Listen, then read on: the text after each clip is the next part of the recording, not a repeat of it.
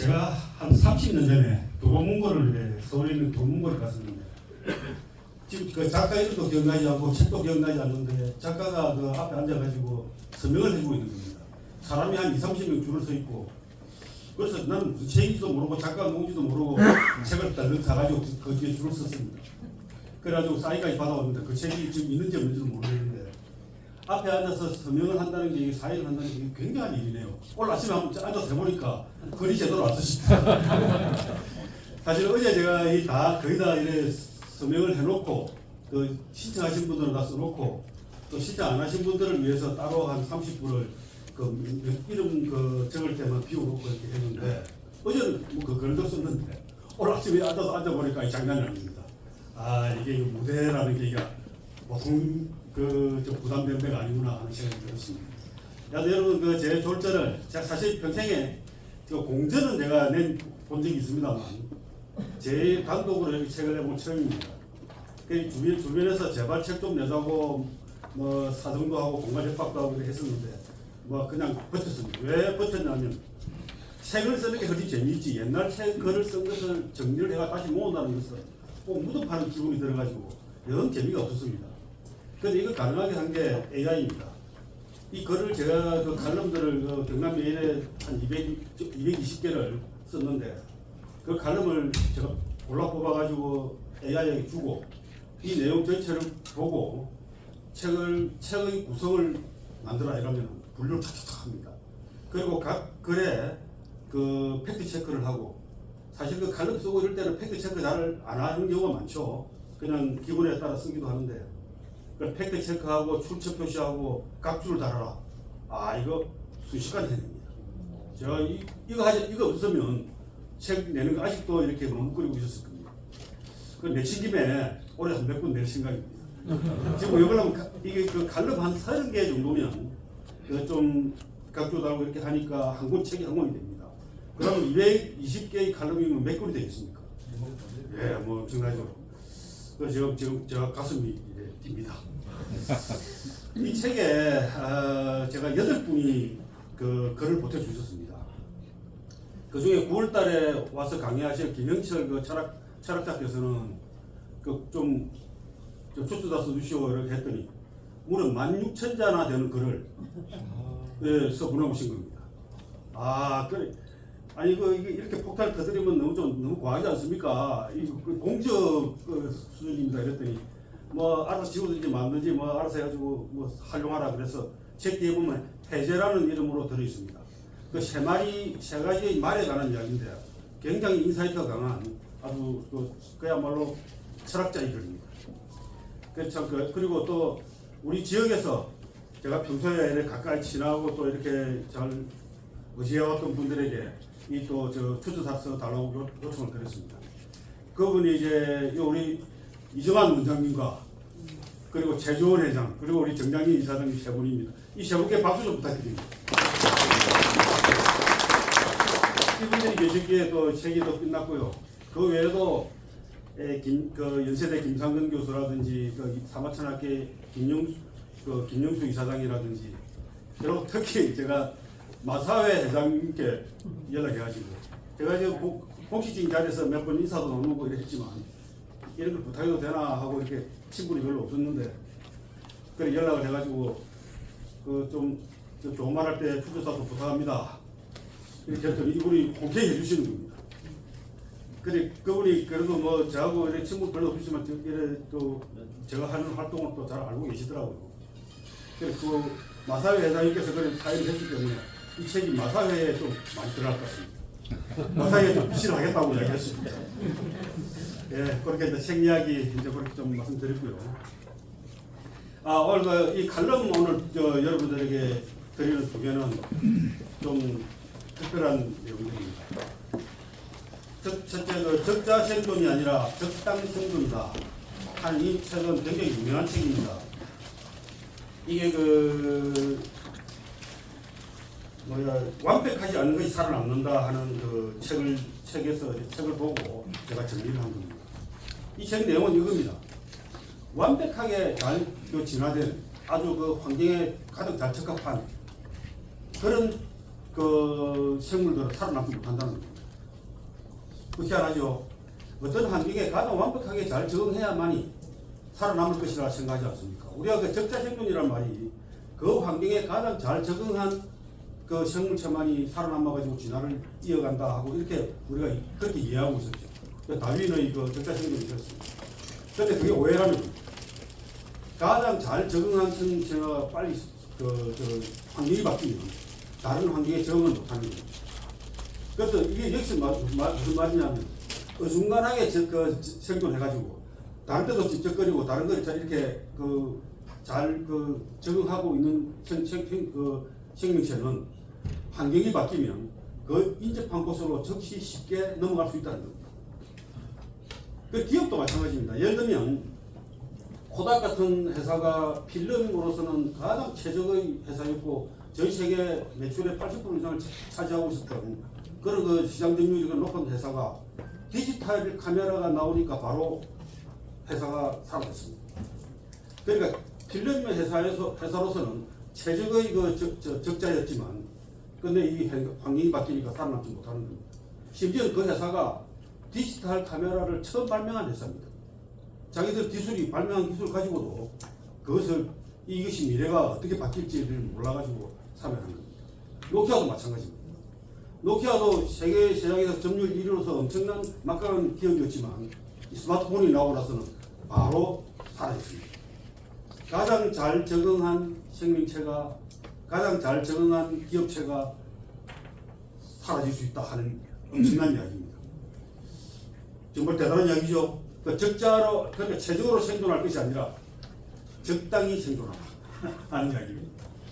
그 다음에 이 투키디데스의 함정은 투키디데스의 함정 이 이야기는 몇 주 전에 미국의 트럼프가 중국에 가서 정상회담을 했죠. 그 정상회담 모두 발언에서 시진핑이 이 투키디데스의 함정이란 말을 이야기했습니다. 그 말이 뜻이 무엇이냐를 좀 제가 설명도 하고 이것이 국가 간에 갖는 의미가 무엇인지 그리고 또 기업에는 어떤 의미가 있는 것인지 이걸 이야기를 했는데요. 이 투키디데스의 함정이라고 하는 것은 어떤 지배적인 힘을 가진 어떤 패권 국가가 있을 겁니다. 지금 패권 국가는 미국이라고 보면 됩니다. 과거에 그리스 시대 때는 그리스 도시국가에서는 스파르타가 가장 강력한 패권 국가였습니다. 그런데 시간이 지나고 이 펠로폰네소 전쟁이 일어나기 전에 이 페르시아와의 전쟁에서 좀 아테네가 힘을 쓰고 나니까 아테네가 점점 강해지는 겁니다. 그러니까 스파르타가 가만히 보니까 두려움을 느끼는 겁니다. 그러니까 신흥 강자가 일어나면 기존의 강자가 두려움을 느끼는 것이죠. 이 두려움을 느끼는 강자는 어떻게 하냐? 이 신흥 강자를 압박합니다. 그래서 견제를 하게 되고 압박을 하게 되고 이렇게 하게 되면 불가피하게 전쟁으로 이어지는 겁니다. 그래서 지금 인류의 전체가 현재 지금까지 신흥 강자를 제압하기 위해서 기존 강자가 일으킨 전쟁이 16번 있습니다. 우리가 마지막으로 경험한 게 1차 대전, 2차 대전입니다. 그래서 이 중국이 이렇게 이야기하는 것은 무엇이냐? 미국이 지금 관세를 올리고 어떻게 해가지고 중국을 견제하겠다, 중국이 넘어가는 기술을 막겠다 이라는 것들이 지금 현재 기존 강자가 성장하는 강자를 억압하기 위한 견제 수단입니다. 이것이 함정의 투기대에서 함정의 2단계입니다. 3단계가 가면 전쟁이 일어나는 거죠. 그래서 시진핑이 이렇게 말을 하는 겁니다. 우리 싸우지 그렇게 하지 말자 하는 이야기입니다. 지금은 막을 수 있다 하는 거죠. 이렇게 이야기하는 이면은 또 뭐냐면 우리가 신흥 강자다 하는 이야기를 다시 이야기하는 것 같습니다. 자, 이런 상황은 기업에서 항상 일어나는 이야기죠. 기업에서 새로 일어나는 강자들을 두고 볼 수 없지 않습니까? 그래서 세상에 마이크로소프트라든지 이런 큰 기업들이 다음에 일어나는 강자들을 억누르기 위해서 어떤 짓을 하느냐 하는 것은 여러분은 잘 아실 겁니다. 옛날에 마이크로소프트가 넷스케이프를 완전히 죽여버린 이런 이야기라든지 성장하는 기업을 인수합병해가지고 없애버린다든지 이런 무자비한 짓을 서슴지 않죠. 아마 여러분들도 그런 경험을 해보신 분들도 여기 상당히 계실 겁니다. 참조하시고 이제 본 강의로 들어가겠습니다. 오늘 이 천리마 인문학 천문학의 네 번째 강의입니다. 2, 3, 4월 달에 동양 고전을 통해 가지고 그러니까 한비자라든지 순자라든지 논어라든지 이런 그 중국의 고전에 나오는 천리마와에 관한 이야기를 세 차례에 걸쳐서 여러분들에게 말씀드렸는데 이번에 이것은 마지막 네 번째 강의인데 이 네 번째는 이제 서양으로 오는 겁니다. 크리스티아노포는 소크라테스의 제자죠. 소크라테스의 제자가 이 말 타는 것에 관해서 이야기를 하고 있습니다. 오늘 어떤 이야기에 대해서 여러분 아마 재미있게 들으실 수 있을 겁니다. 자, 먼저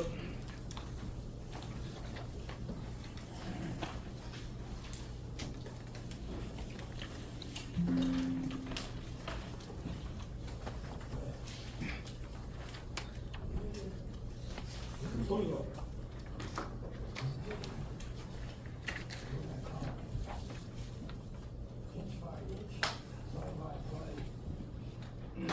소리를 키우는 방법이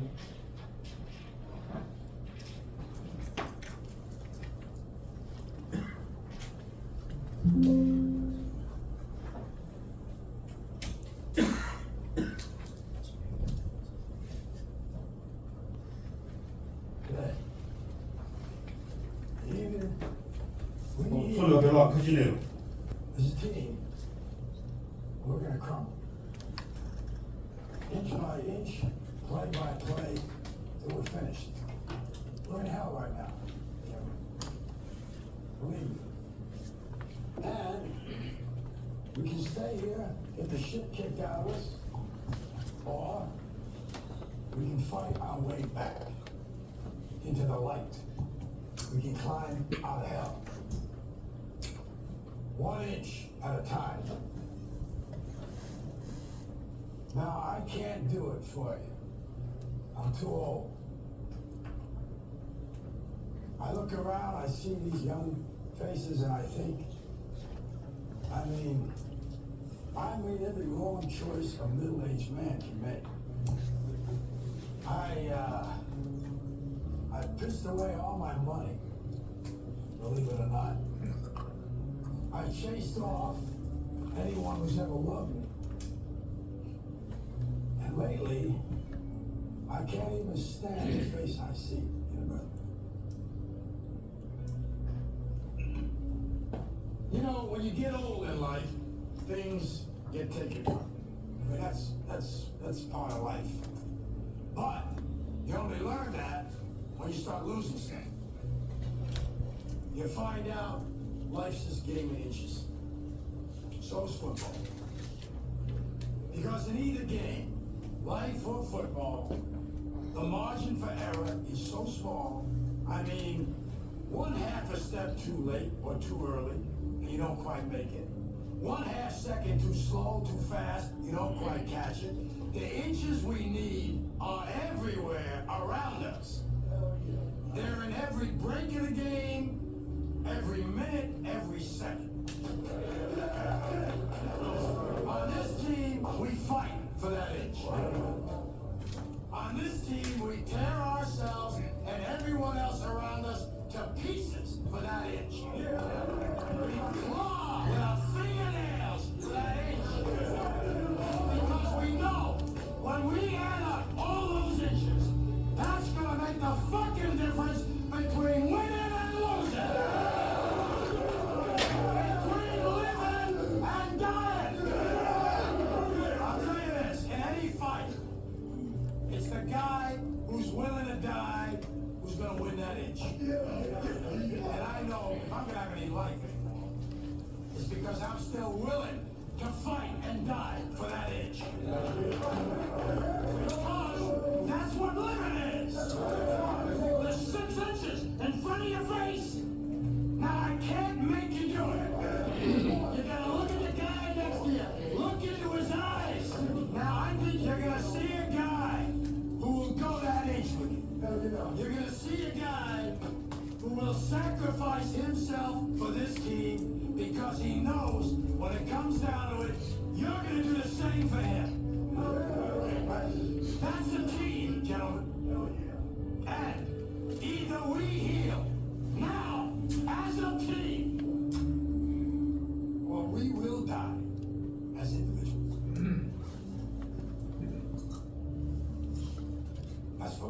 lives. That's all it is.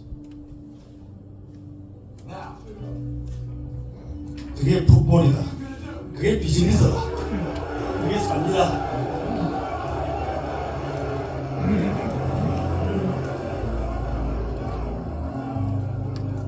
가슴 비십니까? 이 알파치노가 이 연설하는 영화가 굉장히 많죠. 이건 애니 기브 선데이라는 영화고요. 여러 가지 영화에서 연설을 참 많이 하는데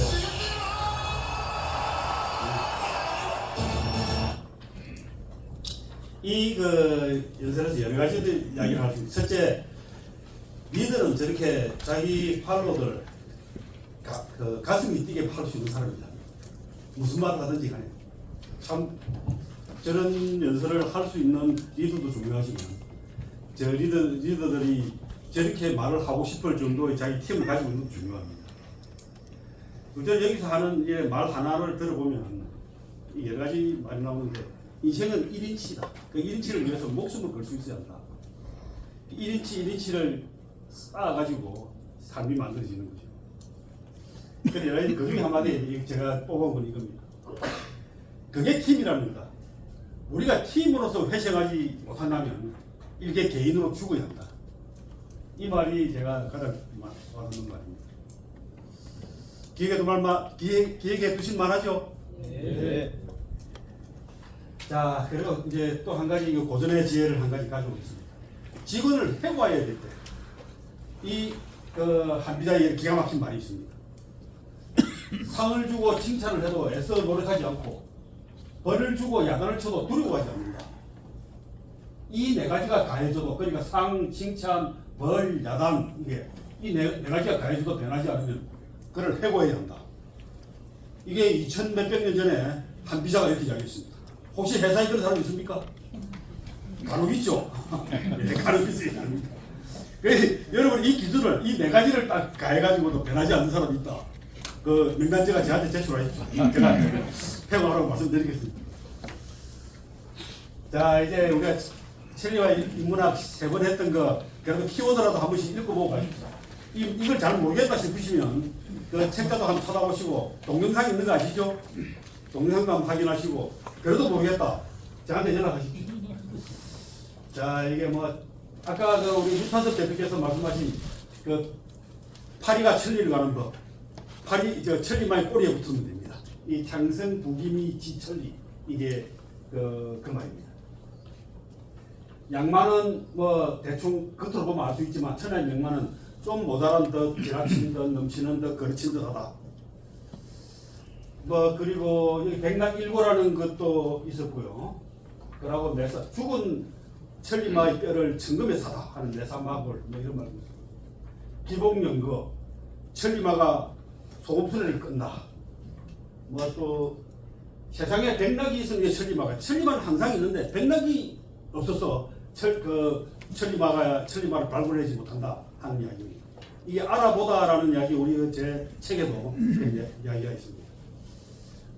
두 번째는 이 안도새끼 그림을 문지르면서 천리마를 찾는다. 그러니까 이거 백락의 아들이 그림을 보고 천리마를 찾아오게 두꺼비를 천리마라고 찾아오죠. 오랑캐 옷을 입고 말을 타고 활을 쏜다. 뭐 그리고 여기 보면은 뭐 범의 발톱과 송곳니를 개에게 주지 마라. 아래 사람을 말을 궁하게 만들지 마라. 아래 사람을 궁하게 만들면 반드시 위험하다. 새가 궁하면은 쪼고 짐승이 궁하면은 핥히고 사람이 궁하면 거짓말을 한다. 뭐 이게 뭐 천리마에게 쥐를 잡게 할 것인가? 뭐 이렇게 뭐 나는 세 가지가 이 내 밑에 아래 사람들보다 못하다. 뭐 이런 이 유방의 이야기죠. 천리마 인물의 3번은 이게 노마지지, 늙은마가의 지혜, 늙은마가 길을 안다. 뭐 이런 이야기고 불치하면 알 사람에게 묻는 것을 부끄러워하지 마라. 뭐 구유는 나누고 추수리는 합쳐라. 그 말은 구유를 한 개 쓰면 안 되고 돼지는 어떻게 합니까? 한 구유에서 같이 머리를 쳐박으면서 싸우면서 먹게 만들어야 되죠. 그리고 도룡지기, 용을 잡는 기술. 수레를 높이고 싶으면 문지방을 높여라. 아, 이거 재미있는 말이었죠. 그 무슨 말인지 모르겠다 하시는 분이 예, 또 계시겠네. 예, 이 동영상을 한번 다시 확인해 보시면 됩니다. 자, 이 책에도 나와 있습니다만 1장에 나와 있는데 인류가 그 수많은 발명을 했지 않겠습니까? 많은 발명을 했을 텐데 이 그 세계의 석학들에게 인류가 석학 100명에게 인류의 최고의 발명이라는 것을 골라봐라 해가지고 골라낸 게 121가지입니다. 그래 그 이 책으로 나왔는데 그 책에 그 말과 관련된 게 4가지가 있습니다. 그러니까 121가지의 발명 중에 인류가 만드는 최고의 발명 온갖 게 다 있지 않겠습니까? 뭐 예를 핵무기도 있을 거고 전기도 있을 거고 책도 있고 인쇄술 뭐 온갖 게 다 있을 텐데 그 중에서 4가지를 이 말과 관련된 겁니다.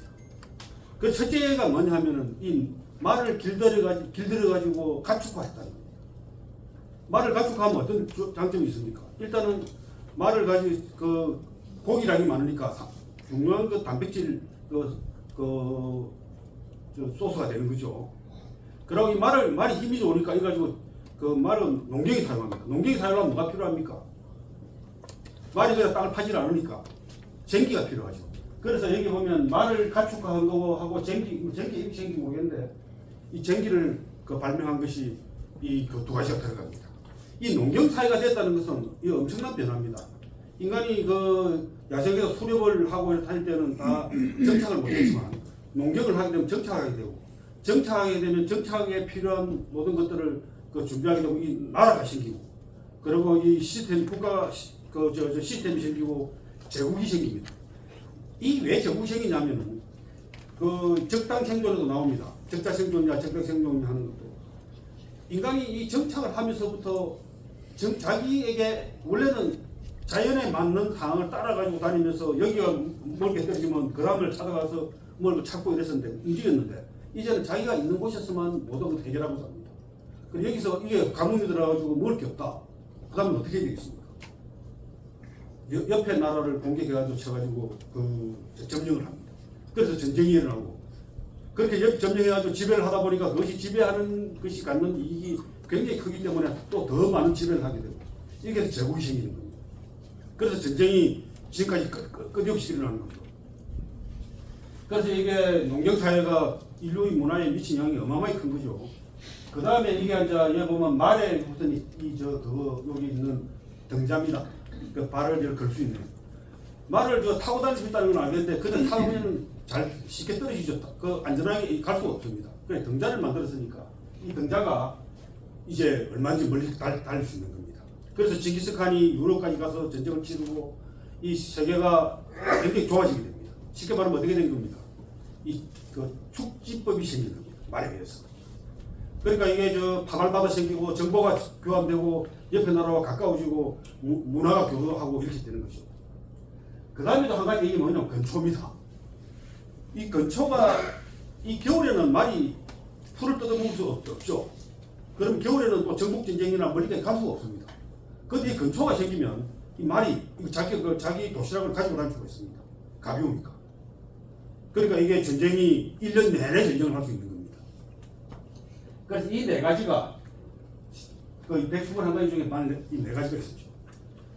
이게 단백질 공급이고 농경이 되고 운송, 통신, 전투력 그러니까 문명이 교류하고 제국이 생기고 이렇게 지금 같은 문명의 발전을 급격히 끌어올린 요인이 됐다는 이야기입니다. 그래서 이 말에 대해서 우리가 이야기를 지금까지 특히 올해 말에 대해 이렇게 계속 이렇게 제가 이끌어오고 있는데 지금 말과 사람과의 관계는 군주와 백성의 관계, 또 리더와 팔로워의 관계, 또 한편으로는 그게 사람 인재이기도 하고 우리가 쓸 수 있는 또 어떤 비즈니스 기회이기도 하고 또 이 천리마와 같은 이 스타트업 있죠. 이 천리마와 같은 스타트업들이 가장 우세해지면 어떻게 합니까? 뭐라 그럽니까? 유니콘이라고 그러죠. 이 뿔이 하나 있는 말이죠. 유니콘이 됩니다. 자, 그래서 이제 오늘은 서양의 천리마 리더십, 이 온보스맨십이라고 이 크셔노포니 지역, 뭐 이런 책도 있고 표지가 이런 것도 있습니다. 여기는 뭐더 아토 호스맨십이라고 해요. 호스맨십이라고 하는 것은 뭐 그 말 타는 사람, 기수 또는 성마술 뭐 이런 이야기를 의미를 가지고 있습니다. 이 제로폴에서 좀 알아야 되겠는데 이 양반이 BC 430년에 태어났고요. 소크라테스 제자고 그리스의 역사가이고 군인이고 저술가입니다. 특히 이 군인입니다. 플라톤하고 그 차이점이 이겁니다. 플라톤은 자리에 앉아서 그 오로지 그 학습을 통해 그러니까 실제 현실에서의 그 자기 지식을 활용하거나 현실에서 지식을 이렇게 습득한 것이 아니고 지식에서 지식으로 전달받은 그런 철학자라면 이 사람은 실천과 처세에 완전히 행동하는 철학자입니다. 이 군인이었습니다. 이 양반이 이제 소크라테스의 대상이나 뭐 키루스의 교육, 헬레니카, 아나바시스 등의 여러 가지 저서가 있는데 이 키루스의 교육은 혹시 들어본 적 있으십니까? 들어보시면 손 들어보십시오. 와, 한장했다. 23년도 뭐 6월달인가 7월달인가 제가 그 키루스의 교육을 강의를 했는데 저 내용이 엄청 좋은 내용입니다. 제가 다시 한번 복습을 해야 되겠습니다. 이 작년, 재작년, 한 2, 3년 됐으니, 많이 2년 정도 됐으니, 있을 수도 있다 하지만, 섭섭합니다. 이 키루스의 교육은, 정말 제가 다시 한번 여러분들 해야 되는데, 이 키루스라는 사람은 이 페르시아를 사실상 설립한 사람입니다. 페르시아가 지금처럼, 지금의 이란이 페르시아죠. 거기서부터 이 동쪽 서쪽 끝에 이 그리스 지역까지 그리고 이집트 이렇게 전부 점령을 해가지고 어마어마한 그 영토를 만든 대단한 그 왕이었습니다. 이 키루스가 처음에 그 페르시아 쪽에 아주 작은 조그마한 그 국가의 그 왕자로 태어나가지고 그 핍박을 받으면서 자기 당대에 좀 그렇게 어마어마한 제국을 만들었습니다. 그러니까 이 키루스를 그러면 어떻게 교육을 했는가, 어떻게 가르쳤는가 하는 게 중요하지 않습니까? 그 키루스의 교육을 제가 조만간에 여러분들이 기억을 못 해주셔서 감사합니다. 새로운 강의 주제가 확실히 하나 정해졌습니다. 이 그시노폰은 어떻게 저 소크라테스 제자가 되었느냐? 이 그시노폰이 그리스의 길을 이래 골목을 이렇게 걸어가는데 소크라테스가 나타나가지고 길을 딱 막았습니다. 젊은이, 사람이 선하고 덕이 있는 사람이 되면 어디로 가자 하는가? 이렇게 묻습니다. 그리고 그시노폰이 갑자기 어떤 영감이 나타나가지고 저런 이야기를 하니까 무슨 소리인지 모르고 버벅대고 있으니까 나를 따라오게. 이렇게 해서 딱 데려가서 소크라테스가 자기의 제자로 삼았다고 합니다. 이 그시노폰의 책 또는 이력 중에 굉장히 특별한 게 이 아나바시스라는 겁니다. 이 양반이 자기가 실제로 이 소크라테스는 책을 하나도 안 썼지만 이 그시노폰은 굉장히 많은 책을 썼습니다. 플라톤보다는 좀 책을 적게 썼는데 다양하고 다 재밌는 책이 많은데 플라톤은 서양 철학의 거의 시조라고 이야기를 합니다. 심지어는 모든 서양 철학은 플라톤 철학의 각주에 불과하다 이런 이야기도 있죠. 그래 그시노폰은 그만큼 유명하지는 않습니다만 굉장히 실천적인 그런 저서들을 많이 남겼습니다. 이 그시노폰이 남긴 아나바시스라는 것은 아주 독특한데요. 아테네가 이 전쟁을 이래 다 치르고 그러니까 펠로폰네소스 전쟁, 그러니까 스파르타 동맹, 펠로폰네소스 동맹하고 이 아테네의 동맹이 그리스 땅에서 굉장히 치열하게 싸웠습니다. 그래서 누가 이겼습니까? 스파르타가 이겼죠. 아테네가 이제 몰락을 했는데 그때서 나라가 하나가 통합되고 이렇게 되진 않았습니다. 그래서 전쟁이 끝나고 나니까 전쟁이 끝나면 항상 남아도는 게 뭡니까? 돈이 남아도니다. 옛날에 우리가 이 50년대, 60년대 60년대 이래 보시면 지금도 여러분 다 기억하실 겁니다. 아침에 우리 마당에 밥 먹으려고 그러면 마당에 목발 짚고 이렇게 해서 집에 들어오는 사람들이 있었죠. 기억나시죠? 밥 얻어먹으러 오는 상위 군인들이. 그래서 전쟁이 끝나고 나면 그런 군인들이 남아도 국가가 충분히 보살펴줄 힘이 없으면 그런 사람들이 길거리를 떠돌게 됩니다. 물론 다치지 않은 사람들도 굉장히 많았겠죠. 그런 사람들도 역시 군대 생활을 전쟁을 하던 사람이 사회에 나오면 쉽게 적응하기 어렵습니다. 실제로 뭐 미국 같은 데서도 베트남 전쟁이 끝나고 나서 미국의 그 군인들이 더 많이 죽었다는 이야기도 있습니다. 그 전쟁에서 후유증으로. 그래 이 당시에 다행히 할 건 없는데 이 그리스에서 전쟁이 끝나고 나니까 이 페르시아에서 전쟁이 일어난 겁니다. 키루스 소키루스라고 키루스 대왕의 앞에 있던 키루스 대왕의 손자 되는 소키루스가 자기 형하고 이 영토 전쟁을 벌이는 겁니다. 소키루스가 여기에 저 영토를 차지하고 있었는데 자기 형하고 전쟁을 치러 가는 겁니다. 그래서 자기 군인을 못 알아니까 아테네에 남아도는 군인들을 갖다가 용병으로 부른 겁니다. 그 용병을 갖다가 이제 돈 받고 전쟁하러 가는 거죠. 그래서 이 그리스에서 한 10,000명 이상이 되는 인원이 이렇게 해서 여기서부터 출발해가지고 전쟁터로 갑니다. 그래서 여기까지 이제 프랑스 사람들로 갑니다. 그리고 그소폰이 여기까지 일행이 여기까지 갔는데 세상에 여기 갔는데 자기한테 그 군인 월급을 줘야 될 소키루스가 이 전쟁에 죽어버리는 겁니다. 소키루스만 죽은 게 아니고 자기들이 이끌고 간 그 장군들도 다 죽어버린 겁니다. 그 다음에 이 사람들이 뭐가 된 겁니까? 그 우리 전문 용어로 뭐라 그럽니까? 낙동강 오리알이라 하지 않습니까? 그래서 나 군인들이 낙동강 오리알이 되어버립니다. 그래서 그 사람들이 모여가지고 우리의 지도자를 뽑자. 이 지도자의 말을 듣고 우리가 이동하자. 그래서 돌아가자 다시. 이렇게 된 겁니다. 그 지도자로 뽑힌 사람이 그시노폰입니다. 그시노폰이 이 사람들을 데리고 돌아가야 되는데 이게 좋은 길로 따라서 원래 왔던 길로 따라서 이렇게 가려니까 그 페르시아 국민들에게 그러니까 이 반란군에 해당되지 않습니까? 반란군에 해당되기 때문에 굉장히 위험한 겁니다. 그래서 이 생각이 어디로 갔냐면 이쪽 아주 험한 이 아주 좋은 지도로 위로 올라갑니다. 그래서 이 올라간다 하는 말이 아나바시스입니다. 그리고 이 올라가는 이중적인 면이 있는데 저 말듯이 사람이 저렇게 고난을 통해서 올라감으로 해서 성장한다, 발전한다, 사람이 더 발전 이런 뜻도 있습니다. 그리고 보면 10,000도 그렇게 1만 명 만인대라고 합니다. 만인대의 그 여정 시대였습니다. 이렇게 가가지고 흑해까지 올라갑니다. 여기서 올라가니까 한 10,000명이 한 6,000명밖에 안 남았습니다. 얼어 죽고 굶어 죽고 뭐 또 저쪽 그쪽에 현지 사람들로 싸우다 죽고 이래가지고 6,000명밖에 안 남았습니다. 이 흑해를 그 바닷가를 통해 가지고 가서 이까지 돌아갑니다.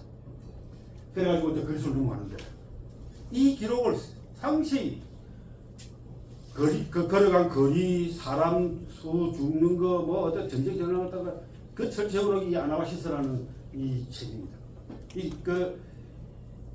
뭐 기회가 나면 저까지도 한번 우리가 다뤄볼까 생각하고 있습니다만, 여하튼 이 그조로폰의 이 저작은 어마어마한 그 기록입니다. 이 전체 거리가 자기 걸어간 걸 지금으로 계산하면 6,000km 됩니다. 뭐 6,000km 어느 정도인지 잘 모르시겠지만 이 우리가 서울까지 천리지 않습니까? 400km 정도 되지 않습니까? 뭐 그래서 가능하시면 뭐 그러니까 서울까지 간지 꼭하게 안 되네. 하여튼 그래서 그래 됩니다. 자, 이 그소로폰의 그 이야기는 우리가 종종 우리가 차라리 이야기해서 아마 듣게 될 겁니다. 자, 책의 구성. 이 온 보스맨십이라는 그 책의 구성은 이 12개의 장으로 이루어져 있습니다. 12개의 장으로 이루어져 있는데 제일 첫 장에서는 망아지를 어떻게 골라야 하는가. 그 다음에 조련은 어떻게 그 새끼 말들의 조련은 어떻게 해야 되는가. 큰 말들은 어떻게 고르는가. 그리고 말을 어떻게 돌봐야 하고 말을 손질은 어떻게 해야 되고, 그리고 굴레는 굴레를 입에 씌우는 걸 어떻게 해야 되는가, 기술을 어떻게 해야 되는가. 그리고 보고 훈련에 가는 거, 사나운 말은 어떻게, 사나운 말, 둔한 말은 어떻게 해야 되는가. 말의 자부심도 키워줘야 된다.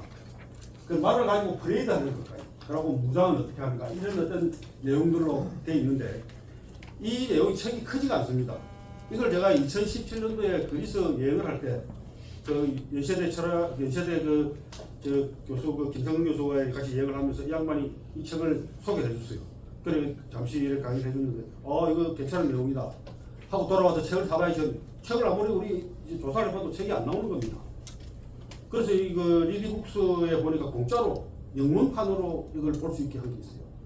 그래서 그 책을 보고 제가 이 사실 정리를 했는데 뒤에 알고 보니까 이 성마술에 관한 이 내용이 다른 책의 한 부분으로 들어있는 책이 존재했습니다. 그래서 하여튼 이거는 제가 원문, 뭐 그리스 원문은 아니지만 영문을 가지고 했다는 거, 제가 영문으로 했다는 걸 기억하시면. 자, 이 첫째, 여기 나오는 제가 이 색깔을 이렇게 녹색으로 이렇게 표시한 것은 책에 있는 말을 그대로 옮긴 겁니다. 책에 말을 옮긴 거고, 굉장히 많은 말들이 있는데, 우리 리더들이 들어서 기억했으면 좋겠다 하는 말만 이렇게 제가 옮겨왔기 때문에, 여러분들은 엑기스만 이래 들으실 수 있습니다. 첫째, 이제 망아지 고르기를 해보면 이렇게 이야기합니다. 지금 보기에 멋진 망아지를 볼 것이 아니라, 장래 멋지게 자란 망아지를 선택해야 한다. 참 너무나 당연하면서도 아주 훌륭한 말이죠. 지금 예쁘게 생긴 말을 모를 게 아니라 이놈이 다음에 자라가지고 어떻게 자라가지고 자라서 제대로 된 말 역할을 할 수 있는가를 보고 골라라 이런 게 아닙니다. 당연한 말이지만은 가장 참 핵심을 찌르는 말이죠. 이 상마법이라 해서 우리 이 동양뿐만 아니라 우리나라에도 있습니다. 말을 모르는 그림이 상마도가 있습니다. 우리나라도. 그 서양에도 이렇게 말을 이렇게 상마도 이렇게 중국의 상마도 이렇게 있고, 예. 저희 세계적으로 좋은 말을 고르는 법에 관한 이것들은 참 자료가 굉장히 많습니다. 이 보면은 이렇게 발굽, 발목, 무릎뼈, 무릎, 대퇴부, 가슴, 목, 머리, 콧구멍, 정수리, 귀, 어깨, 덩어리, 옆구리, 엉덩이, 후단부, 정강이, 신장, 고환까지 이렇게 일일이 이렇게 상세히 설명하고 있습니다. 그리고 말 한 마리를 고르는 게 그냥 단순하게 우리 말을 잘 본다 하는 것은 이거는 예사이가 아니죠. 그럼 우리가 사람을 고를 때 이렇게 합니까? 참 어렵죠. 여러분 사람을 갖다가 직원을 뽑거나 할 때 저도 제가 지금까지 수많은 사람들을 면접을 보고 뽑아보고 했지만 제 눈을 찌르고 싶을 때가 한두 분이 아니었습니다. 아마 여러분도 마찬가지일 겁니다. 이게 사람을 고르는 것도 참 어려운데 그런 것에 대한 매뉴얼을 만들어 두거나 하진 않지 않습니까? 그런데 이 말에 대해서는 이렇게 철저하게 매뉴얼을 만들어 두고 있습니다. 아마 여러분들도 사람을 고를 때 이런 사람은 이건 아니야 돼 라는 부분과 또 이래야 돼 라는 부분을 한번 나름대로 정리를 한번 해보시면 아마 큰 도움이 될 수 있을 것 같습니다. 이 방법에 따라 망아지를 고르면 지금은 못생겨 보이더라도 장래 멋진 말로 성장하게 될 것이다 이렇게 기록하고 있습니다. 그래서 이 아이디어도 마찬가지 사업을 하는 아이디어 가만히 들어보면 이거 될 것 같아 라고 생각하는 아이디어 단계가 될 것 같다고 생각하는 아이디어는 사실 별 볼일 없는 경우가 굉장히 많습니다. 제가 스타트업들 심사를 가거나 해보면 그가 들을 때 혹하는 경우가 굉장히 많습니다. 그래서 가만히 돌아와가지고 그래서 또 점수도 높이 줬습니다. 돌아와서 가만히 생각해보면 사실 그게 이 비즈니스 현장에서 어떻게 정착할 수 있을까? 아니면 그 친구가 그렇게 자기가 장담했던 내용이 얼마나 실현될 수 있는가? 그러고 시장이 너무 좋은 아이디어는 또 어떨 때는 너무 좋기 때문에 너무 안 좋은 아이디어가 많습니다. 무슨 말인지 아시겠습니까? 너무 좋은 아이디어는 누군가가 치열한 경쟁을 오히려 대기업이나 큰 엄청난 자본이 달려들어가지고 그것을 탈취할 가능성이 굉장히 높기 때문입니다. 스타트업으로서는 감당할 수 있는 그런 것도 있는 거죠. 그래서 그런 걸 가만히 생각해보면 내가 오늘 심사에서 잘못했구나 하는 것을 느낄 때가 많습니다. 이 아인슈타인이 이야기했습니다. 그러니까 얼핏 듣기에 너무 좋다 이럴 때는 의심을 해야 되는 거죠. 망아지도 마찬가지입니다. 망아지 사러 가지고 귀엽고 예쁘고 이거 아주 괜찮아 보인다 라고 생각할 때는 조심해야 되는 겁니다. 여러분들이 물건을 살 때도 마찬가지고 사람을 뽑을 때도 마찬가지고 어떤 새로운 비즈니스를 시작할 때도 역시 마찬가지일 겁니다. 그래서 이런 게 아까 안도새끼라고 이야기했죠. 백낙자라 그럽니다. 백낙의 아들. 그러니까 아버지가 아무리 훌륭해도 아들은 좀 훌륭하지 그런 지혜를 따라가지 못할 수가 많죠. 그래서 이 백낙의 아들이 이 두꺼비를 구해오는 것이죠. 책에 그림에 그려진 대로 책에 써놓은 대로만 이마가 도드라지고 눈이 툭 튀어나왔으며 등이 미끈하게 잘 빠졌습니다. 그래서 이제 두꺼비를 가져와가지고는 기가 막힌 틀림말을 구해왔다고 합니다. 다만 발굽이 누룩을 쌓아 올린 것 같지는 않습니다. 뭐 이렇게 얘기합니다. 굉장히 화가 났습니다. 이 말은 잘 뛰긴 하겠지만 마차를 잘 끄지는 못하겠구나 이렇게 하고 넘어갑니다. 두 번째 조련. 말이든 사람이든 뽑아놓고 나면 훈련시켜야 됩니다. 그러니까 일반 기업들에서도 뭐 OJT도 하고 뭐 현업에서 이렇게 여러 가지의 가르치는 그 프로그램에 따라서 사람을 기릅니다. 여러분 그럴 과정에서 참조해야 될 말들이 여기 있습니다. 말이 익히 할 것을 구체적으로 기록을 하라. 이게 목표 관리를 하는 거예요. 이 말에게 무엇이 필요한 걸 기록을 해라.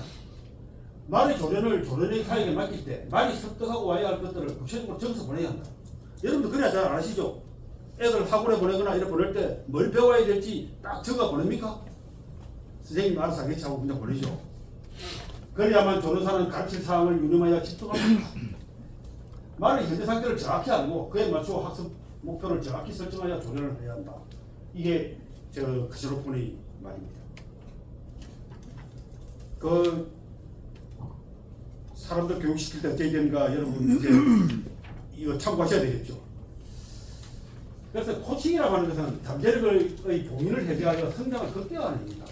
그래서 이 잠재력이 무엇인가를 알아보는 것, 자기가 교육시켜야 될 대상의 그걸 알아보는 게 중요합니다.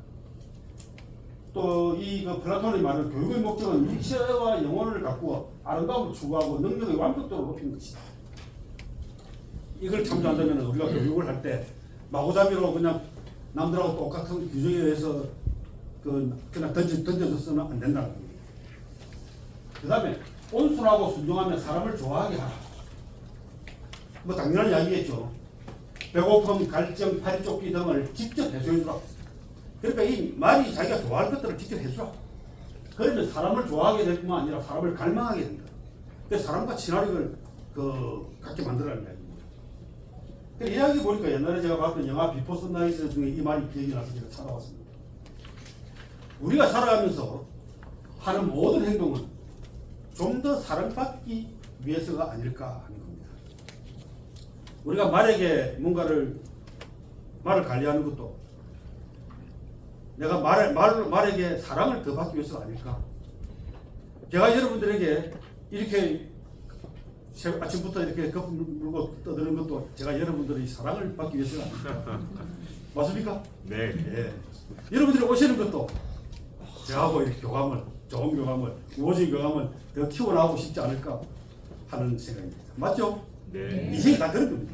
우리가 하는 모든 행동은 누군가의 사랑을 받기 위한 거라고 생각하시면 우리 일의 우리 비즈니스라든지 모든 생활이 아마 훨씬 더 윤택해질 것 같습니다. 자, 그 다음에 약점을 보호해주고 군중에 대한 두려움을 없애라. 그래, 말이 스스로 아끼거나 불안함을 느끼는 것을 수시로 만져줘 안심하게 하라. 말은 겁이 많은 동물입니다. 그래서 그 약점을 보호해주고 이 두려움을 느끼는 부분을 먼저 없애줘야 됩니다. 그래서 이게 헬렌 켈러가 교육의 최고 성과는 고용력이다 하는 이야기죠. 실제로 이게 여러분 알렉산더 대왕이 유명한 것은 알렉산더 대왕뿐만 아니라 알렉산더 대왕을 타고 다닐 때 부케팔로스라는 말입니다. 알렉산더 대왕과 이 부케팔로스의 관계는 12살 때 알렉산더가 이 부케팔로스라는 어마어마한 거친 말을 팔로 왔습니다. 알렉산더의 아버지 필리포스 2세가 그 말을 보니까 말이 너무나 훌륭하고 좋긴 한데 도대체 아무도 감당을 못하는 겁니다. 그래서 그 장군들이 가가지고 자기가 타보겠다 하고 해보겠다 누구도 그 말을 갖다가 얌전하게 만들지 못했습니다. 그런데 알렉산더가 12살짜리가 가가지고 내가 해보겠다 이래서 가서 말을 갖다 실제로 훈련 바로 잡습니다. 이 부케팔로스와의 관계 그림은 굉장히 그림도 많고 조각도 많고 다녀보면은 예를 들어 어떤 이 독일이나 어디 그리스, 마케도니아 이런데 전부 영국, 에딘버러 이런 데 다 있습니다. 이 부케팔로스와의 관계가 그런데 그러면 이 부케팔루스가 알렉산더를 태우고 저 인도까지 가서 이제 동쪽으로 계속 제국을 넓혀가지고 인도까지 가가지고 전쟁을 치르다가 이 부케팔루스 죽습니다. 그래 이 부케팔루스 죽고 나서 이 알렉산더가 굉장히 슬퍼하면서 이렇게 묻어줬는데 그러고 나서 얼마 안 가서 또 알렉산더도 거기서 죽습니다. 여하튼 이걸 어떻게 그러면 부케팔루스의 난폭함을 제압을 했느냐?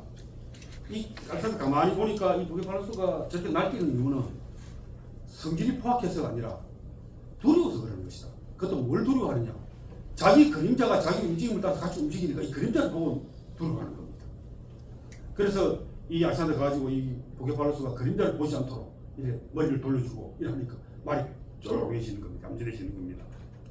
그래 그것을 다루고 훈련해가지고 자기의 말로 만들라고 30년 동안을 알렉산더 태워 다녔습니다. 그래서 햇볕을 보도록 하라. 그림자를 보지 말고. 그리고 인생의 그림자는 대부분 자신의 햇볕을 가리기 때문에 생기는 것이다. 자기 발등을 자기가 찍는다 이런 것도 우리가 말을 하지 않습니까? 실제로 우리가 보통 일어나는 여러 가지 곤란한 문제는 내가 내 성질을 못 이겨가지고 하는 경우도 많죠. 저는 좀 그런 일이 경험들이 좀 있습니다. 여러분들은 없으신 것 같으네. 여러분 존경합니다. 네. 그래서 자신이 자기의 햇볕을 가리기 때문이다.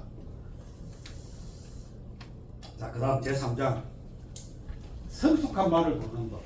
이거 체크사항이 굉장히 많습니다. 나이, 치아의 세상을 보고 재간 문법, 문습관, 비굴레권 맨 상태, 사람에 대한 호감도, 탑승 거부, 게으름, 통제불능 여부, 운동 특성, 복종성, 장애물 능력 등 이런 것들 굉장히 치밀하게 이야기를 해뒀습니다. 그래서 이게 우리가 말을 성경 말을 고를 때는 그것이 사람이 면접 보는 거하고 똑같은 거죠. 얼마나 많은 지식을 가졌는지를 확인하는 시험이 아니다. 자신의 능력을 필요할 때에 제대로 발휘할 수 있는가 이 말이나 이 사람이나 할 수 있는가 그걸 보는 것이다. 그래서 여기 제일 중요한 말은 복종하지 않는 말은 반역자가 될 수 있다. 이게 기가 막힌 말이죠. 우리 삶에서 말이죠. 배신자들을 항상 만납니다. 그 배신의 이유는 뭐 여러 가지가 있겠지만 그 배신이라는 말의 가장 핵심적인 가슴 아픈 이야기는 뭐냐? 배신자는 절대 적이 아니라는 겁니다. 적이 배신하는 경우는 없습니다. 내하고 가장 친했던 내 아군이 내 가까운 사람이 배신한다는 이야기입니다. 말이라고 하는 것은 그만큼 전쟁에서는 장수나 군인들에게 만만큼 가까운 게 없죠. 이 말이 어느 날 말을 듣지 않으면 그 배신은 치명적입니다. 그러니까 배신은 적에게 당하는 것이 아니라는 겁니다. 적은 원래 적이기 때문에 무슨 짓을 하든 간에 나한테 좋은 일을 안 할 거기 때문에 배신은 절대 안 하죠. 배신의 주인공은 항상 내하고 가장 가까운 사람입니다. 능력이나 경험 부족은 용납하라. 태도 불량은 용납하지 마라. 이 태도, 애티튜드 이게 어마어마하게 중요하죠. 간혹 이런 이야기를 듣습니다. 친구 아들이나 이런 중에서 이제 미래에 어떤 직업이 좋을 것 같습니까? 무슨 사람이 좋겠습니까? 근데 제가 어떻게 이야기하겠습니까? 변리사 공부를 해라. 제 아들한테도 변리사 공부하라고 안 시키는데 뭐 시키겠습니까? 내가 항상 하는 이야기 한 가지 있습니다. 좋은 직업은 절대 없다. 항상 이 지금 시대가 변하기 때문에 언제 어느 때 어떻게 바뀔지 모른다. 좋은 직업은 없다. 대신 좋은 태도는 있다.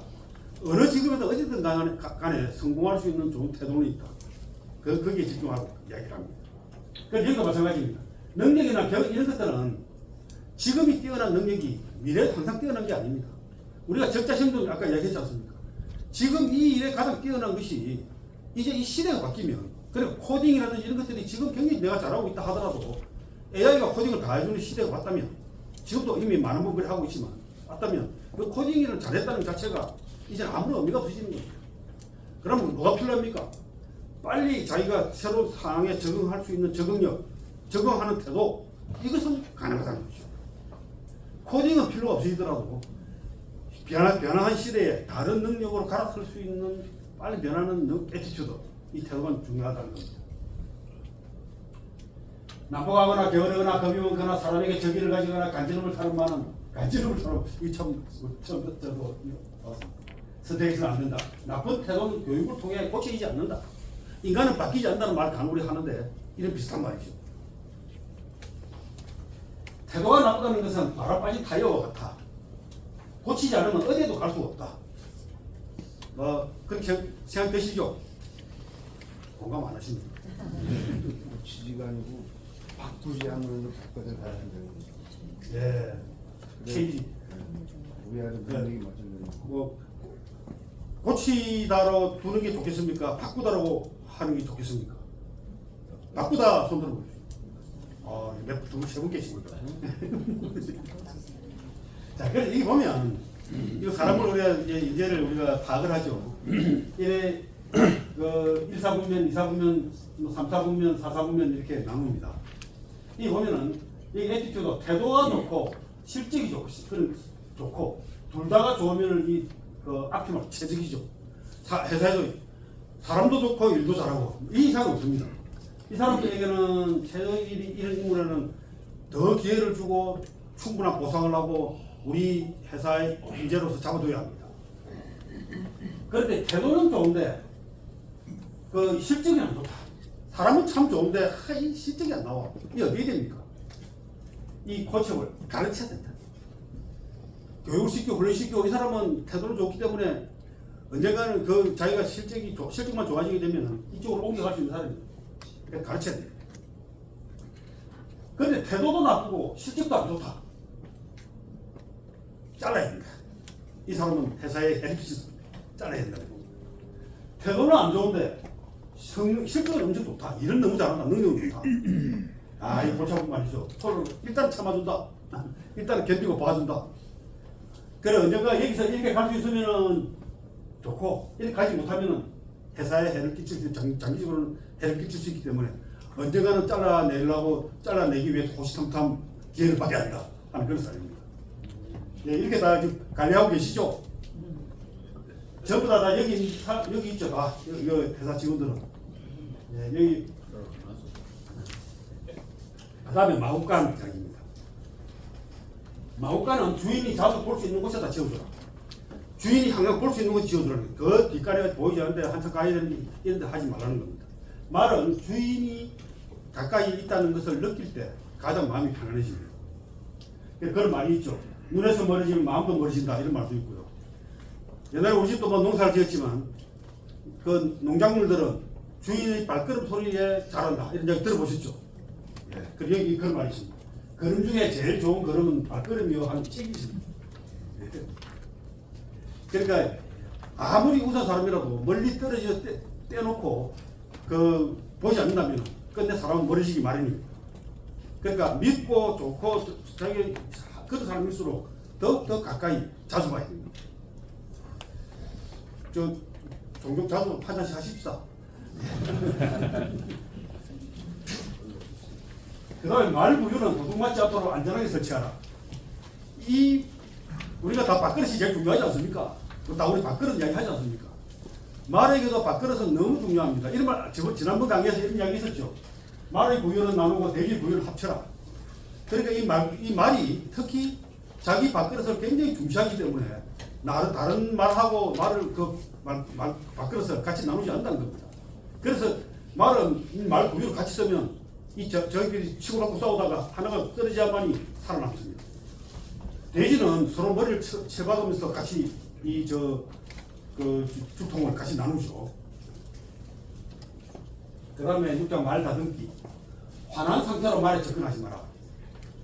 화는 무분별한 것이니 후회할 짓을 저지르게 할 수 있다.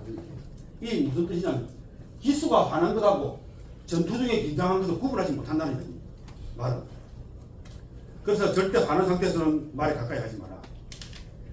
우리가 그런 사람들하고 우리 세상에서도 마찬가지입니다. 내가 어디서 화가 나가지고 와가지고 뭐 결제를 하거나 누가 미팅을 하거나 이렇게 하면 굉장히 위험하죠. 그래서 화가 났을 때는 그런 일을 일절 안 해야 됩니다. 그래서 자기 감정이 평정심을 유지할 때까지 직원이든 누구든 다른 하고 그 관계를 대화를 나누지 않는 게 좋습니다. 특히 밖에서 열받아가 집에 가서 뭐 와이프가 앞 들어가자마자 딱히 왜 그렇게 자꾸 배가 나와? 맞추고 들었는데 자꾸 이렇게 이야기 들으면 좋은 말 나오겠습니까? 버릇 밥부터 내겠죠. 군주나 리더도 화난 상태에서 아는 사람들 만나서는 안 된다. 필경 외할 짓을 저지르게 만들 수 있다.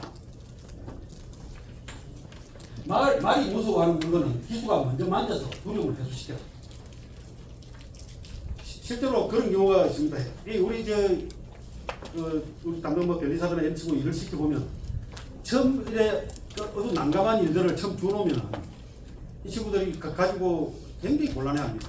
그럴 때는 이거 내가 이래 대충 생각해보고 이렇게 정리했는데 여기다 살을 좀 더 붙여봐 하고 이렇게 훈련시키는 게 가장 좋습니다. 말이 무서워해서 가까이 가지 않는 물건이 있으면 용기 있는 다른 말이 접근하는 모습을 보여주거나 기수나 마부 등 사람이 먼저 만져서 말이 가진 두려움을 없이 주어야 한다. 그래 이들은 강제가 아닌 솔선수범으로 이끌어야 한다 이런 이야기입니다.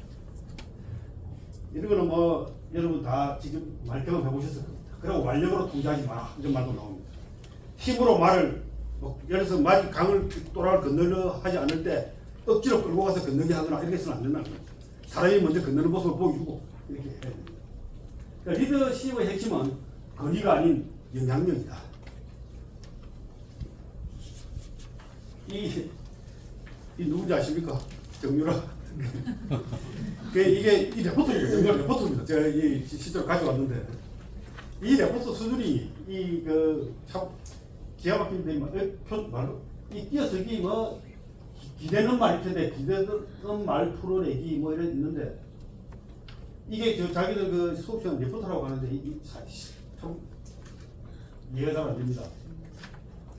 고삐에 자꾸 기대는 말을 쉽게 풀어내는 방법을 추진한다. 유동적인 소음, 양보, 칭찬, 부드러운 여기서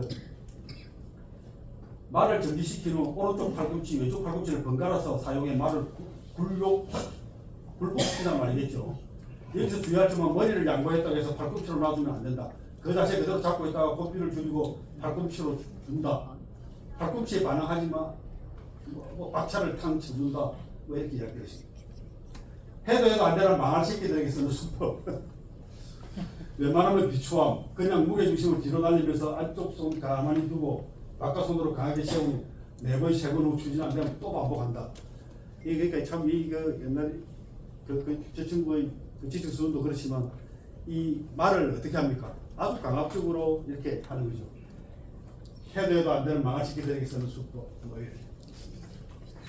이게 진짜 나도 이거 보고 나 참 놀랐는데. 자, 그 다음 제7장. 의자에 앉아 그렇게 하지 마라.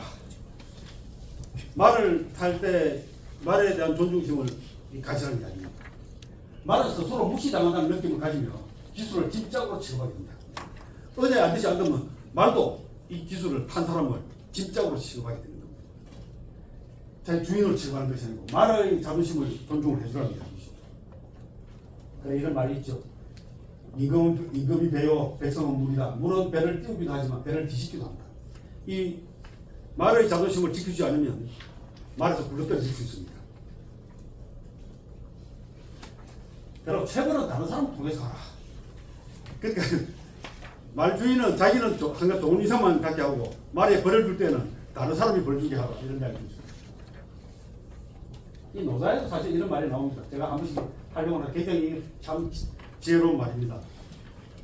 제3의 군주는 하지유지 있다는 것만 안다 이거죠. 백성들이. 그 다음은 이게 신지 예지 좋아하고 칭송하고 그 다음은 외지 두려워하고 그 다음은 업신여기입니다. 그래서 이게 사람들이 말도 그 자기 주인을 존경하고 사랑하고 이런 마음을 가져야 되는데 무시하거나 두려워하거나 이렇게 해서는 안 된다는 이야기입니다. 그래서 작은 것부터 시작해서 점차 큰 것을 극복하게 하라. 그래 이 습관도 항상 이기는 습관입니다. 작은 것을 계속 아까 작은 성공을 거두라는 이야기입니다. 아까 그 1인치씩 그 목숨을 걸고 극복해라는 이야기를 했었죠. 그게 이기는 습관이 필요합니다. 계단을 하나하나씩 올라가야 됩니다.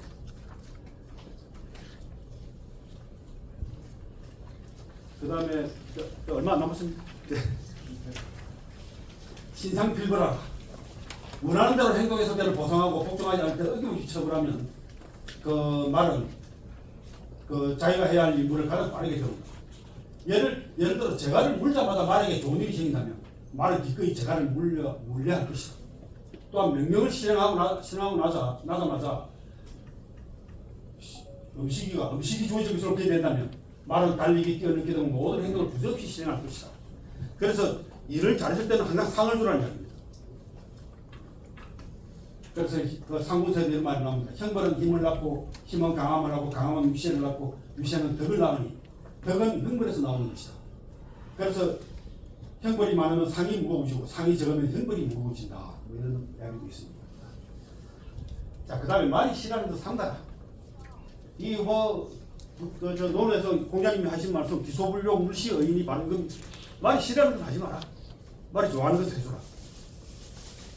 말에게 기수가 동요하는 모습을 보이지는 않는다. 이 리더의 평정심을 유지해야 합니다. 그리고 군자는 평온하고 대우해야 돼. 말을 타는 것은 말에게는 이 기수가 말의 군자입니다. 만약에 말을 하는 사람이 말과 비슷한 성향을 가지고 경솔하게 이렇게 늘 근심하고 초조하고 불안해하면 이 소인이 되면 말과 같은 존재가 되어버립니다. 그럼 말보다는 항상 상위의 그 인격을 그러고 평정심을 유지해야 한다는 이야기입니다. 그것도 뭐 대충 이거는 책임담에 나오는 이야기 여러분 한번 읽어보시면 될 만한 내용입니다. 자, 그 다음 이게 더 재밌는 이야기가 나옵니다.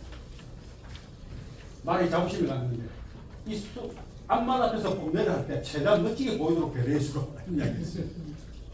이 말도 수컷들이 암컷들 앞에서 이렇게 사람하고 똑같습니다. 괜찮아 멋있게 보이기 위해서 노력합니다. 여성들도 남성들 앞에서 마찬가지겠죠. 그럴 때 이렇게 최대한 멋지게 보이도록 배려해주라는 이야기예요. 말이 다른 말, 특히 앞말 앞에서 뽐내를 할 때는 목을 높이 치켜들고 머리를 둥글게 하며 발은 조심스럽게 들어 올리고 꼬리를 위로 쳐올려 강하게 보이달라. 딱 이렇게 되어 있습니다. 그럴 때는 가장 멋지게 보일 수 있는 자세를 유도할 수 있도록 즐겁게 달리고 고상하고 강렬한 외모를 보일 수 있도록 도와줘야 한다. 그 말의 자부심을 키워주랍니다.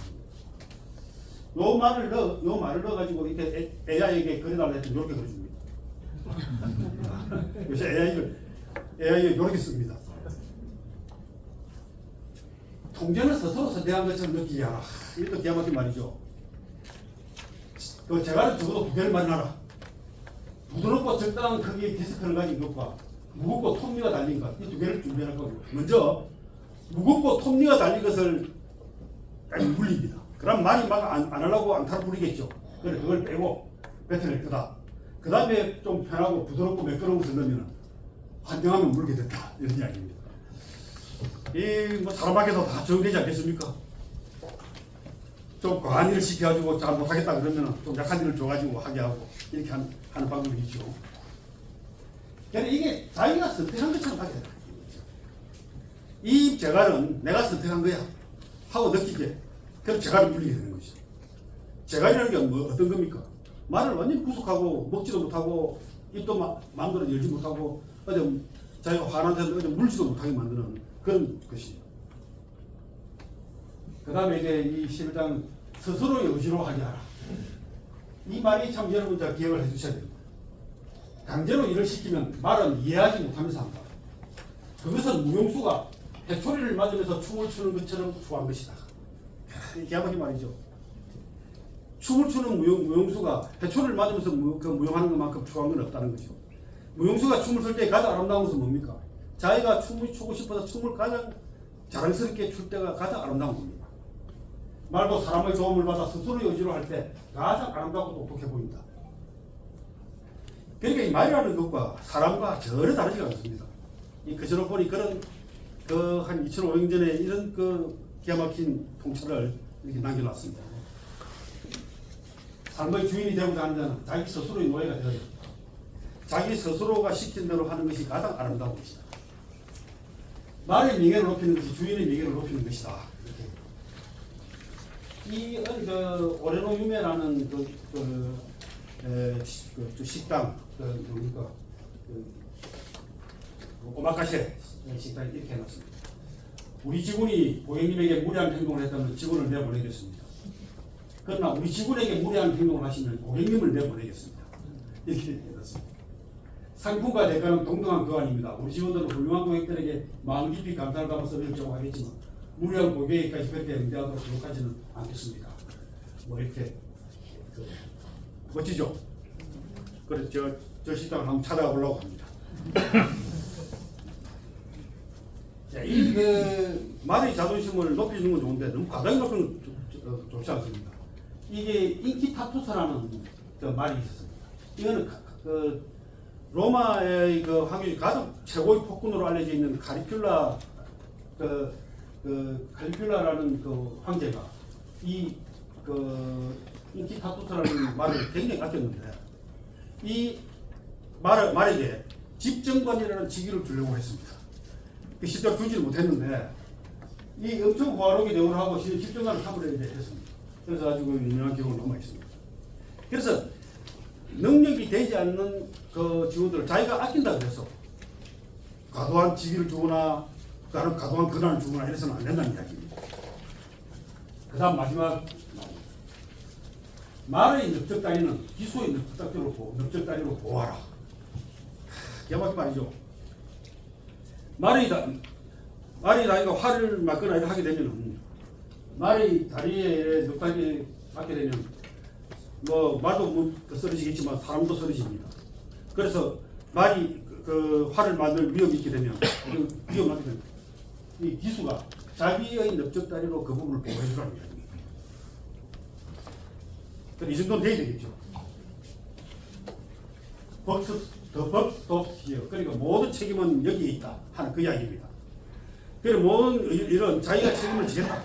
그래서 아래 사람, 아래 자기의 말을 보호하겠다 하는 의지가 이겁니다. 나중에 재판 받을 때는 보니까 저거 팻말하고 달리 가설을 했었죠. 이게 그 리더들이 가져야 될 가장 중요한 덕목인데 마지막에 이런 말을 해놨습니다. 자, 제가 마지막 정리해 보겠습니다. 망아지를 장면 멋지게 된 망아지를 선택하라. 말을 잃게 할 때는 구체적으로 기록하라. 오순하고 순종하며 사람을 좋아하게 하라. 복종하지 않는 말은 반대자가 되죠. 약점을 보호해주고 군중에 대한 두려움을 없애라. 마법관은 주인이 볼 수 있는 대로 두라. 그러니까 좋은 인재일수록 가까이 항상 볼 수 있는 대로 해라. 능력이나 경험 부족은 용서하되 태도 불량은 용납하지 마라. 말 부위는 도둑맞지 않게 안전하게 해주라. 밥 먹고 산데 시장은 또 해줘라. 걱정 안 하게. 화난 상태로 말을 접근하지 마라. 말이 무수하는 물건은 기수가 먼저 두려움을 해소시켜라. 작은 것부터 시작해서 큰 것을 극복하게 하라. 완력으로 통제하지 마라. 의자에 앉아 걸터앉지 마라. 체벌은 다른 사람을 통해서 하라. 신상필벌하라. 말이 싫어하면서 상가라. 말에게 기수가 동요하는 모습을 보이지 마라. 사실 그 직원들 앞에서 성질내고 펄펄 뛰고 이러는 그 리더들은 굉장히 채통이 떨어지고 사람들이 그 우스꽝스러운 모습이 되죠. 앞말 앞에서 뽐내를 할 때 최대한 멋지게 보이도록 배려해주라. 통제는 스스로 선택한 것처럼 느끼게 하라. 스스로의 의지로 하게 하라. 말을 명예를 높이는 주인의 명예를 높이는 것이다. 말의 넓적다리는 기수의 넓적다리로 보호하라. 이 마지막 말이 저는 제일 와닿습니다.